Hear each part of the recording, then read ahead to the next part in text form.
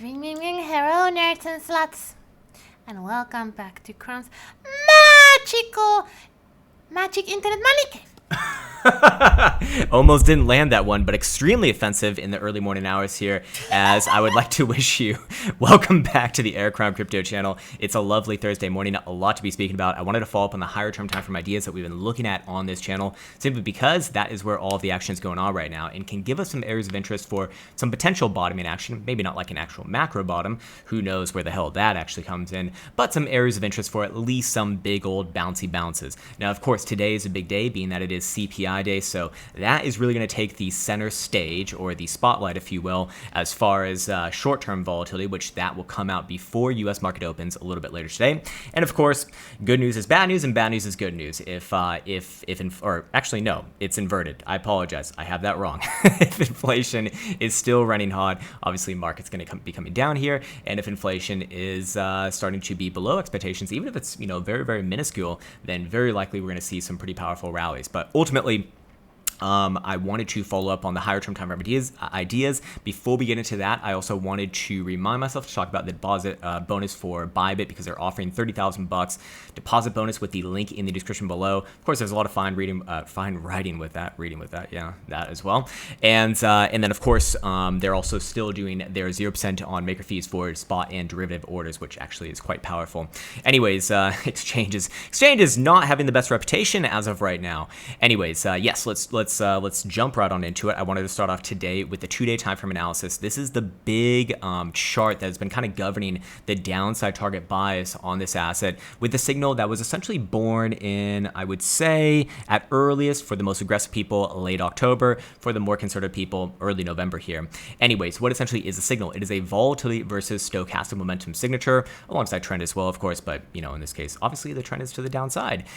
And in this case, yes, anytime that we've seen the volatility component of this indicator, which is where my cursor is currently hovering right now, get to extreme lows, which are defined as anything below this green horizontal bar, and then start to get a positive slope and definitely back above that green bar, well, the full history of CME, when this signal has been present, has led to an average move of about 39.5%, done over the course of about 3.5 weeks. And the stochastic oscillator's direction has been correct in getting the direction of the volatility expansion 8 out of 10 times. So, pretty good hit rate, I'd say. And in this case, it looks like it has once again met the mark. So that's going to go to 9 out of 11 times, 9 out of 11 times. Sorry, it's been a long morning this morning. But ultimately, this can give us some areas of interest for some bounces on the downside and potential lows as well, I suspect. Anyways, in this particular example, if you are looking at this right now, obviously the 2-day time frame stochastic momentum is pointed to the downside. It remains with downside curvature as long as Bitcoin's below 20,700. So let's put the puzzle pieces together here as we combine both technicals and, of course, statistical and probabilistic analysis.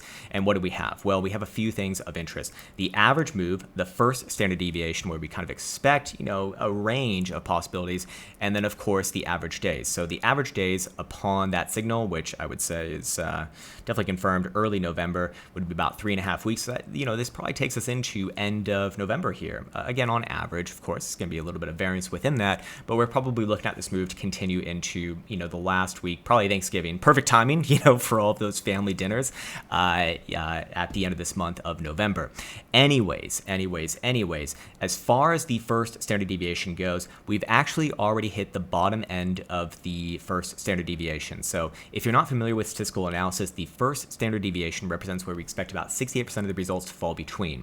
So that would be 32%. In this case, that would be pretty much where we've already seen. Actually almost to the dot, in fact. If I take it from here. Sorry, it's actually a little bit too high. Let's see if I can get it a little bit closer, although you kind of already get the point, obviously. 32% off the highs puts, Bitcoin at around 14,800. And where's our low thus far? Well, our low thus far is 14,925. So I'd say that is right on the mark right there. And what do you know? Bitcoin getting a bit of a bounce from that just under $15,000 level, now currently hovering around 16 to 16.5 or so. So here's the thing.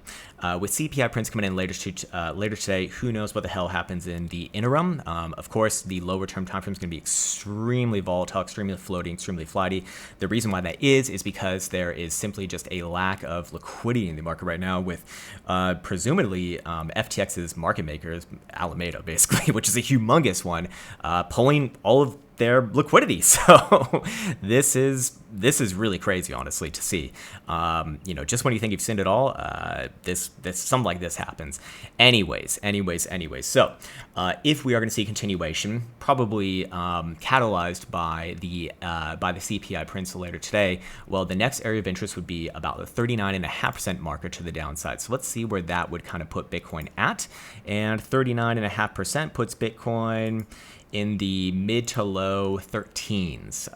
So do be aware that if Bitcoin does break its current lows and we see continuation, that's kind of the next area that I'd be looking for. And then, of course, if we see the true dooms drop, which, look, I'm not saying it's going to happen. I'm just saying that if it's going to happen, this is kind of, I suppose, where I'd be looking at, given the data, perhaps as great as a almost 40% move to the downside. So 47% would put Bitcoin in the mid 11s, so 11,500. So going off of the order of operations here, we've seen 15. The next one would be about 13, 13.5, and the one after that would be about 11.5. These are all on closing bases, by the way. So do be aware of that. Again, still looking at, end of November here. So it's going to be a long one. I mean, we've seen one of the lowest periods of volatility in Bitcoin's history throughout the last 2-3 months now. This is this is historic, dare I say. Anyways, let me just reference my notes really quickly here. Yes, and this is the next thing that I wanted to get on in deep and down and dirty into, which is the 5-day volatility component, which we are starting to see lift off on the 5-day BBWP. That is coupled with 5-day hidden bearish divergence, obviously. Yeah, you want to wait for confirmation, obviously, but anything below $18,000 on a closing basis, that is confirmed. Obviously, the 2-day, which we analyzed yesterday, and the day prior, and the day prior than that, and the daily, also have these same major drives of hidden bearish divergence, giving that downside bias. And so I wanted to go over now what I believe would be a how do I say this, an invalidation point, meaning that if this price action was reclaimed on a closing basis, then this was all just a figment of our imagination, and it's Bitcoin boo laws back again, or maybe not Bitcoin boo laws back again, but at least Bitcoin gets to trade sideways for a little bit longer, and the hopium comes back in. Yes, that's what I'm looking at, and that would be if the daily reclaims $18,500. Start to see daily closures back above $18,500, essentially the breakdown point throughout the last couple of days here. Well, that would be my line in the sand for saying, hey, I think the downside is over, and it's time to be looking for some more sideways action. And we probably do have a macro low here. That's just personal opinion. So you've seen the order of operations of these levels slowly move down as we see price action, evolve here. So before it was $20,500. That was the big one, saying that, hey, bears are in control. Expect price action down somewhere around the weekly range lows between 18.5 to 19. We got that move, obviously. Then that pivot move down to $19,000 on a daily closing basis. Then again, we're moving it down to $18,500 now. So ultimately, I guess this is just continuation here. Anyways, I am going to avoid speaking about lower term timeframes today simply because, I don't really have much to say about them. Realistically, I would expect extreme volatility here, and you're going to see wicks probably both ways. But again, nothing changes as far as I'm concerned, as long as Bitcoin is below $18,500. Anyways, referencing my notes yet again here. Yes, I do think that is pretty much it for today. A nice and short and hopefully sweet analysis. I truly, sincerely hope that people are staying safe out there.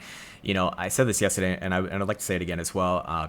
If the FTX situation affected you, my heart goes out to you, man. This is a completely unforeseen event. While I personally don't have any assets on FTX, that is out of pure luck. I personally thought that FTX was legitimate. To me, it seemed like Sam was doing everything by the book, but at the end of the day, the results are in, I suspect, and well, it's kind of, you want to let the information come out, obviously, yes, but at the same time, man, it's really hard to defend, or it's indefensible. It's inexcusable. It is what's that prior one? It's unforgivable. Yes, unforgivable. Unforgivable that apparently he was, while putting clients, like the customers' funds at risk. I mean, I don't know, man. Greed and leverage is a hell of a drug. My heart goes out to you. Please, please, please, please, please. At the end of the day, and I know it's maybe not the right thing to be saying right now, but it's just money. It's just money, man. If you built up big funds there, you can do it again. You have the skills. Time is your ally. You can definitely do it again. Even though I do understand that this would be absolutely devastating. So my heart goes out to you, and hopefully, hopefully everyone comes out better for this. Anyways, I think that's a good place for me to leave off on this particular video. Again, big event later today. Expect humongous volatility. If CPI is even just a smidgen higher than the expectation, expect major dumpage, major continuation, probably with those targeted regions in mind. And of course, if not, then hey, you might actually see a wick up to 18,000, maybe even 18.5. But daily closures back above 18.5. Okay, game on once again for the Boo Laws, and we'll leave it right there and come back tomorrow. With that said, take care, much love, and see you hopefully soon.